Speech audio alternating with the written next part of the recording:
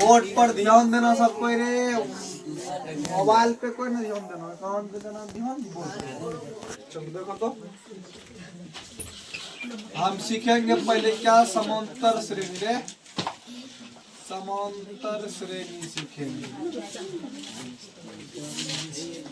समांतर श्रेणी हम सीख रहे हैं, ठीक ना।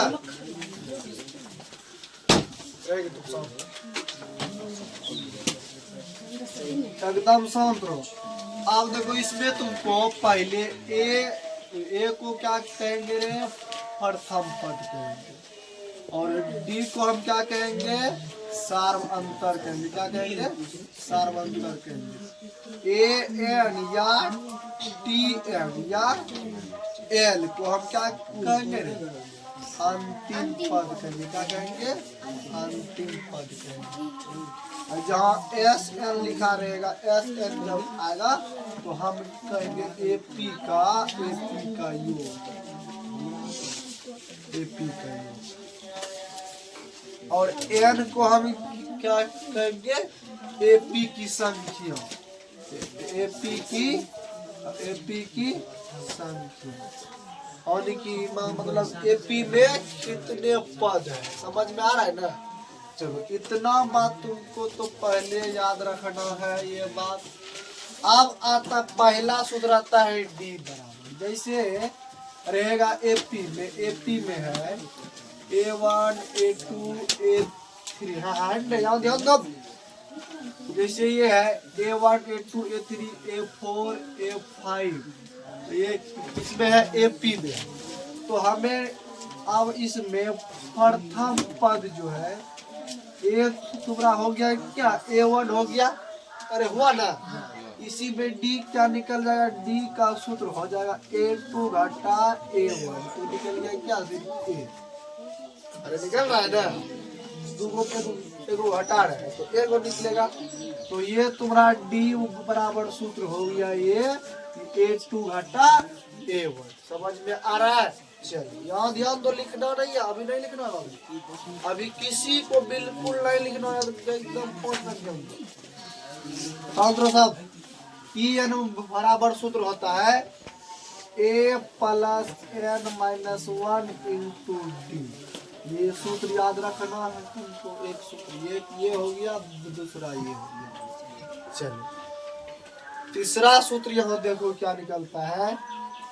तीसरा सूत्र एगो होता है एस एन बराबर N बटे 2 into 2A plus N minus 1।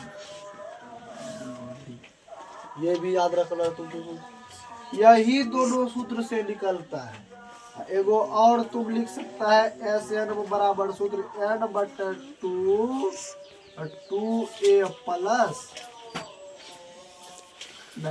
इसका ये होता है A प्लस TL।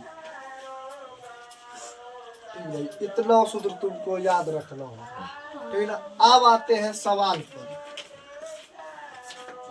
इसी से संबंधित एक सवाल आगे तुम लोग को समझ में क्या ज्ञात करना है, समांतर श्रेणी यानी कि सार्वअंतर निकालना है।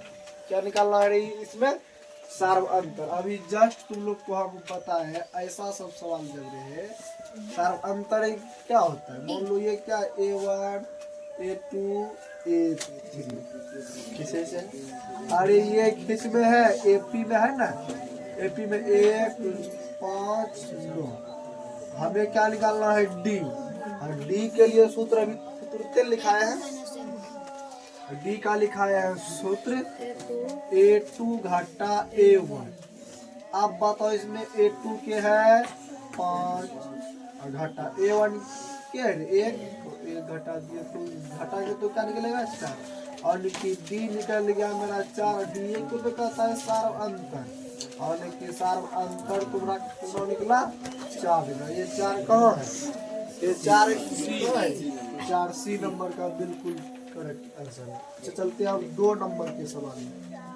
सवाल में क्या कहता है, निम्नलिखित में से कौन एपी में है, यानी कि कौन समांतर श्रेणी में है। इनमें से चेक करना है एपी में है या नहीं।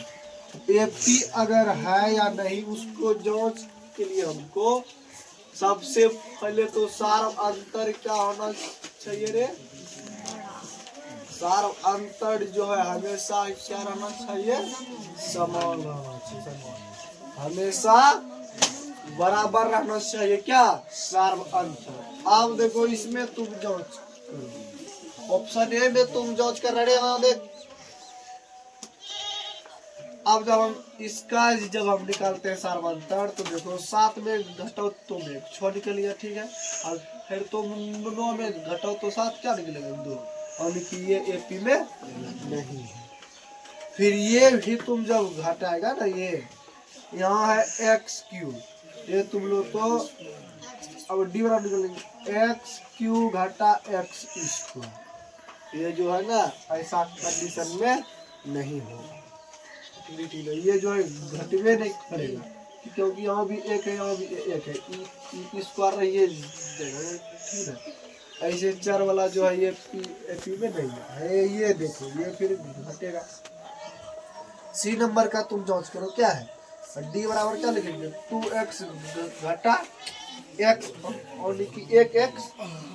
तो ये जब घटाएंगे 2 में 1 घटाओ तो क्या होगा? 1 और लिखी x। x आ रहा है, फिर इसमें तुम घटाओ 3x में 2x, तो क्या आएगा? x। और लिखी डी की क्या आ रहा है? समान आ रहा है।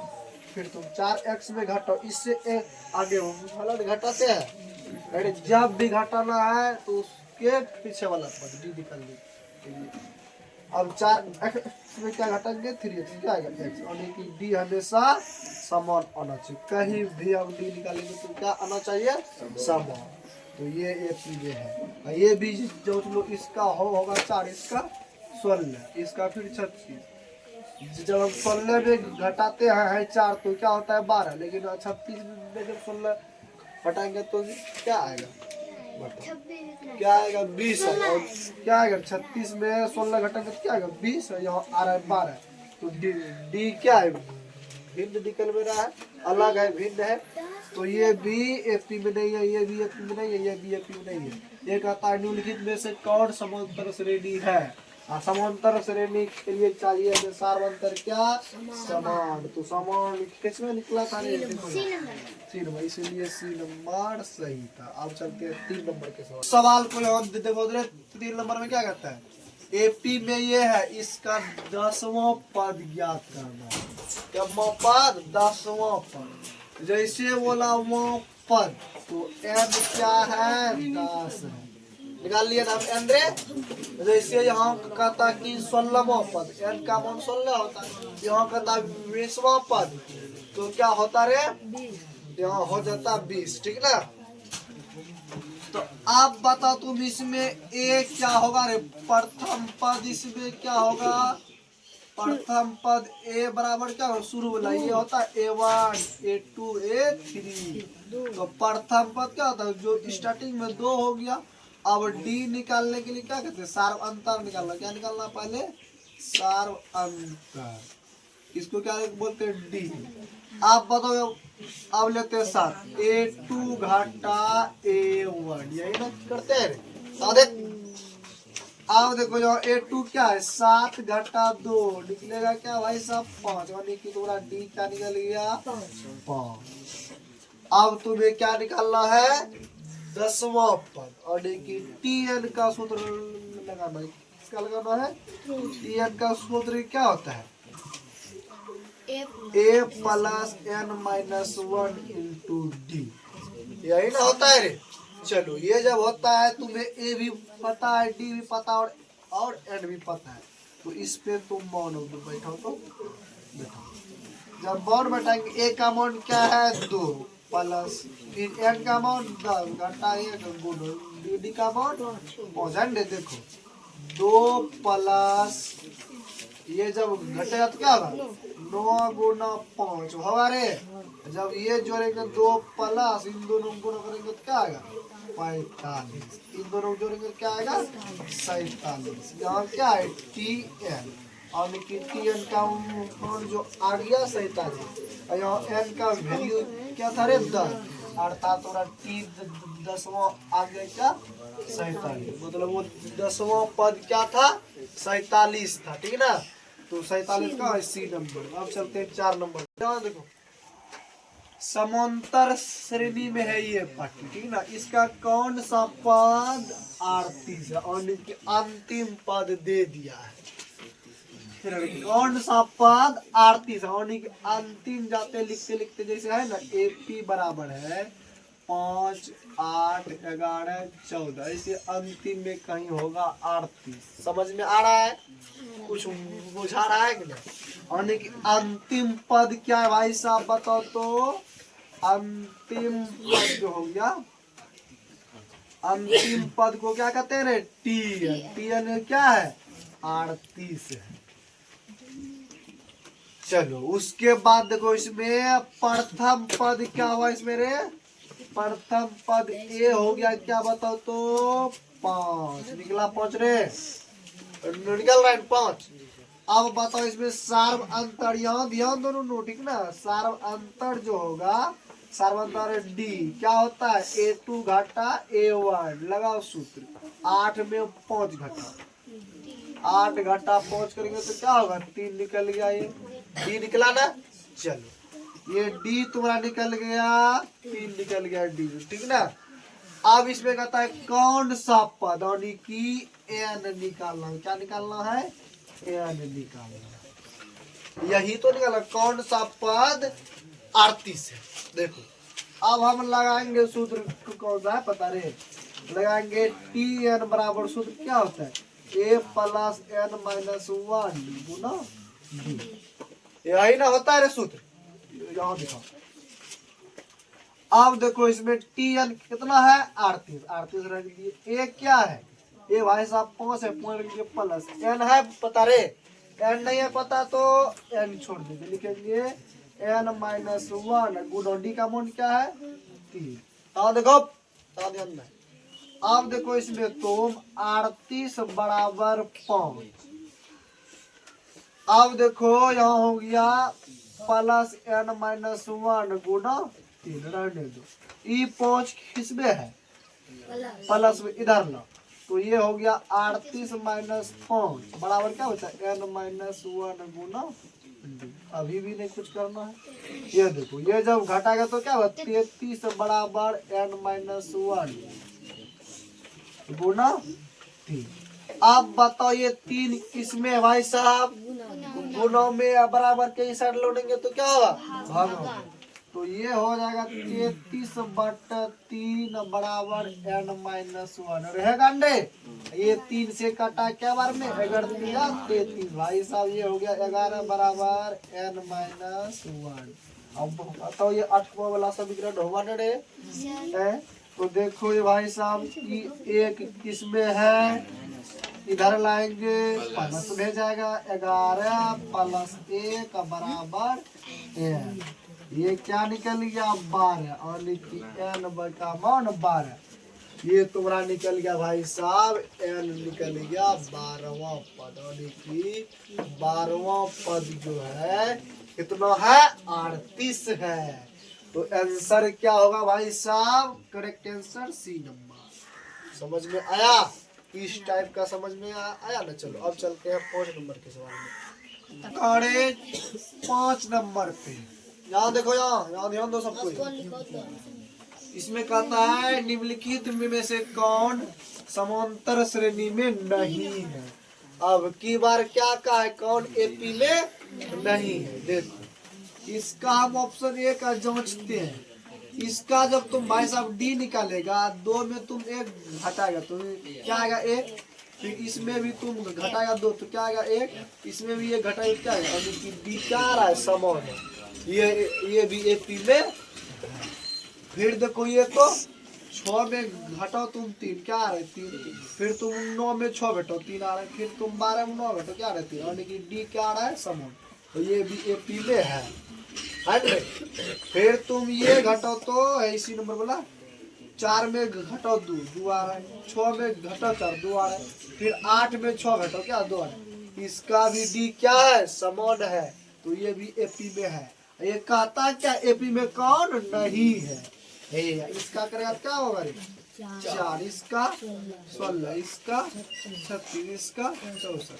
अब तुम बताओ 16 में तुम 4 घटाया तो 12, अरे 36 में 16 घटाया 20। देखो डी डिफरेंस हुआ ना, डी जब डिफरेंस हुआ तो यही एपी में नहीं है। आंसर क्या होगा? डी नंबर आंसर सही है। हम जा ये सब तो एपी में है, लेकिन ये नहीं कहता था कि कौन एपी में नहीं है।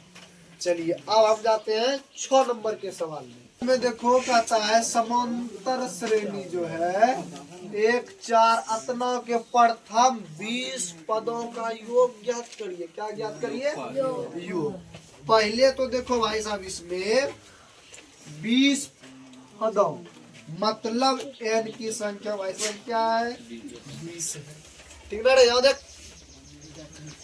अब तुम देखो ये जो एपी में है तो इससे तुम्हारा एक क्या निकल रहा है? एक। और डी क्या निकलेगा रे? A2 घाटा A1। तो क्या करेंगे भाई साहब बताओ तो? 4 घाटा 1 अर्थात 3 निकल गया। ये क्या निकला? डी निकला रे। याद देख। ये क्या निकला? डी निकल गया। ठीक ना? अब बताओ एन भी पता, ए भी पता, डी भी पता, हमें क्या निकालना है? योगफल। क्या निकालना है? योगफल। योगफल का मतलब ऐसे अभी जस्ट सूत्र में वो बताए थे। अभी सूत्र में तो देखो तो यह यहाँ हम लेकर आते हैं एस एन बराबर सूत्र क्या होता है? एन बटे 2 ए प्लस एन माइनस 1 गुना। यही ना होता है रे? अब बताओ जब तुम इस पे बैठाओगे एन का मान क्या? 20 बटा 2 ब्रैकेट 2 गुना ए का मान क्या है? देखो तो 1। याद है? ए का मान 1 प्लस एन माइनस 1। एन का मान क्या है? 20 20 घटा 1 गुना डी का मान भाई साहब 3 बैठा है। देखो एकदम इजी सवाल है। 20 बटा 2 रहने दो, अभी कटना नहीं है, कटना छटाना अभी नहीं है। ठीक ना? ये जब करेगा गुना तो क्या होगा? 2 प्लस इसमें जब घटाएगा तो क्या होगा? 19 गुना 3 होगा। चलो अब 20 बटा 2 ब्रैकेट 2 प्लस इनको गुना करो 19 दिया 57। ये हो गया क्या रे? 57 हो रहा ना? अब इसको हम यहाँ लेकर आते हैं तो 20 बटा 2 गुना इन दोनों को जोड़ने के बाद क्या आएगा? 59 आगंडे है। 2 से ये कटा क्या बार में 10 बार में क्या बचा? 10 गुना 59। इनको जब करेंगे गुना तो क्या आएगा? 590। एस एन कितना निकला? इतना निकला। और इस एपी का जो 20 पदों का योग निकला 590। जब तुम इस एपी को लिखेगा 1 4 7 10 फिर क्या होगा? 13 फिर क्या होगा? 17। ऐसे ऐसे 20 पदों तक लिखने के बाद जब तुम जोड़ेगा तो होगा कितना भाई साहब? 590 आंसर। अब चलते हैं 7 नंबर के सवाल पर। जब कभी ऐसा सवाल में रहे ना चर और अचर वाला, जब चर और अचर में रहे इसके लिए एक सूत्र होता है। ठीक ना? इसके लिए ये बात लिखना है, तुम लोग को याद रखना है। नोट में लिखा रहे हैं, नोट में लिखा रहे हैं। जब ए बी सी एपी में है, एपी में है तो बी बराबर सूत्र होता है ए प्लस सी बटे 2। यही बात याद रखना। जब चर और अचर के मेल से एपी बनेगा तो आप बताओ तुम एपी बराबर क्या है भाई साहब? एपी बराबर क्या है? पी प्लस 1 2p प्लस 1 और 4p माइनस 1 है ना? देखो ये तुम्हारा क्या हो गया रे? ये हो गया तुम्हारा ए, ये बी और ये सी। तो जब ऐसा रहता है तो बी बराबर सूत्र क्या होता है?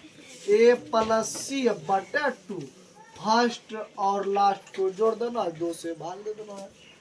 अभी वाला को बाहर कर देना। तो इसी पे तुम फार्मूला पे सूत्र बैठा भाई साहब। थोड़ा पी का मान, बी का मान क्या है? 2p प्लस 100 बराबर ए का मान क्या है? p प्लस 1 ब्रैकेट में 2, फिर यहाँ प्लस है तो प्लस, c का मान 4p माइनस 1 यही ना है, ब्रैकेट में टोटल बटा 2 कर दिए ना। चलो अब बताओ, इसको करो तो हल करेगा तो क्या होगा, इसको कोना कोनी करो गुना, इसके नीचे में नहीं कुछ तो एक है, जब कोना कोनी करेगा 2 गुना 2p तो क्या आ गया 4p प्लस 2 गुना 1 2 आ गया ना। चलो इसका जब करेगा तो ये हो जाएगा p plus 1 plus 4p minus 1। अब देखो माइनस a प्लस 1 माइनस 1 खत्म हो रहा है ना।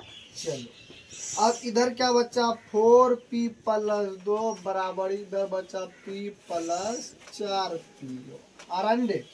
चलो 4p खत्म होगा ना, तो क्या बचा सिर्फ 2 बराबर p, इसलिए p बराबर क्या निकल गया भाई साहब 2 निकल गया। ये p का मान क्या है 2, कहाँ है 2 बी नंबर का है। आज के लिए इतना ही काफी है, मिलते हैं अगले क्लास में।